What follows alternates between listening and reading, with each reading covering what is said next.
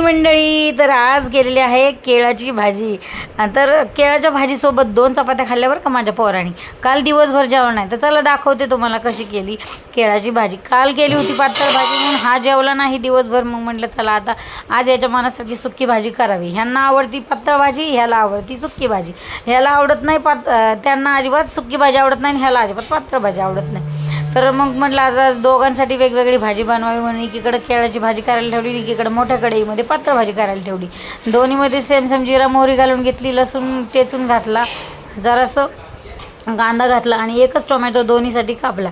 आणि केळं 3च केळं होती. म्हटलं मग कच्च्या केळाची भाजी करायची तर कमी पडू नये म्हणून मग थोडंसं एक छोटंसं बटाटा त्याच्यामध्ये चिरून घातलं. आणि ही केळाची भाजी ती मला म्हणजे बऱ्याच दिवस झालं माहीत होती की नका म्हणजे बनवतात म्हणून, पण मी कधी बनवली नव्हती.